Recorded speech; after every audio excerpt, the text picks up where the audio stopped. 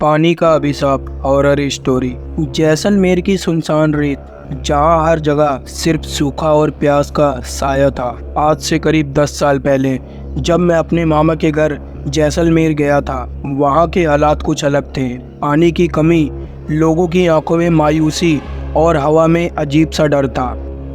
मामा के घर पहुंचने के बाद मेरे मामा का बेटा और मैं पानी लेने के लिए निकले। वो दिन बहुत लंबा था और धूप बहुत तेज़ थी। 5 किलोमीटर का सफ़र करना कोई आसान बात नहीं थी।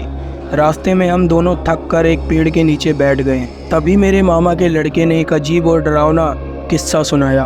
ये किस्सा पिछले साल का है। गांव में एक औरत अपने बीमार बच्चे के साथ पानी मांगने आई थी।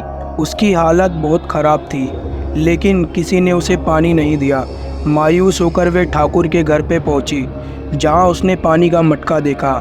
जैसे ही उसने पानी को पीने की कोशिश की, ठाकुर ने उसे देख लिया और फिर ठाकुर ने गुस्से में कुल्हाड़ी उठाई और उस बेचारी औरत को मार डाला। फिर कुछ दिनों बाद उसकी कुल्हाड़ी से ठाकुर की भी हत्या हो गई और गांव के लोग कहते हैं कि अब भी वे औरत इस गांव में भटकती रहती है, लोगों से पानी मांगते हुए। ये कहानी सुनने के बाद तो मेरे रोंगटे ही खड़े हो गए थे, लेकिन पानी तो हमें घर लाना ही था। और जैसे जैसे हम गांव की ओर लौटने लगे, अंधेरा गहराता जा रहा था। तभी अचानक सामने से एक छोटा सा बच्चा आया। उसने हमसे पानी मांगा। पानी की कमी थी और हमने उसे मना कर दिया। वो चुपचाप चला गया, लेकिन मेरे मन में एक अजीब सा डर बैठ गया। और फिर रात को खाना खाकर मैं बाहर पलंग पर सो गया। चारों ओर सन्नाटा था। अचानक आधी रात को वही बच्चा मेरे सामने खड़ा नजर आया। वो फिर से पानी मांग रहा था। मैंने उसे नज़रअंदाज कर दिया, सोचा कि ये कोई सपना होगा, लेकिन तभी मुझे वो औरत दिखाई दी और मैं घबरा गया, लेकिन कुछ समझ नहीं आया। जैसे तैसे मैंने आंखों को बंद किया और सोने की कोशिश की। रात के करीब 2 बजे मुझे पेशाब करने के लिए बाहर जाना पड़ा।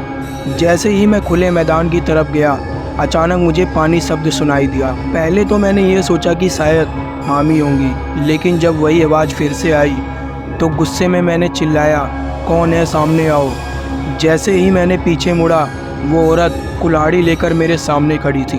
उस औरत को देखकर मैं डर के मारे भागने लगता हूँ, लेकिन रास्ते में ठोकर लगने से मैं गिर जाता हूँ। और फिर अचानक आसमान में हल्के बादल आए और पानी की कुछ बूंदें उस औरत पर गिरने लगी।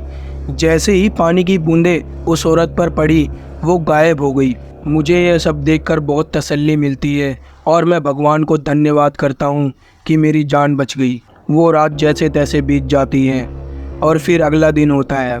मैंने किसी को बिना बताए गांव छोड़ने का फ़ैसला किया, लेकिन स्टेशन पर वही बच्चा फिर से दिखा मुझे और इस बार मैंने उसे मना नहीं किया।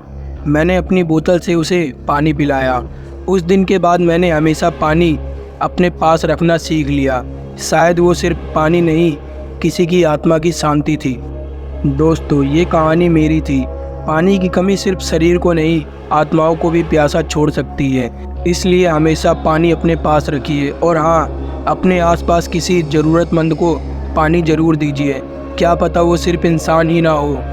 दोस्तों, अगर ये कहानी आपको पसंद आई हो तो हमारे चैनल को सब्सक्राइब करना मत भूलें। अगली बार फिर मिलेंगे एक और डरावनी कहानी के साथ।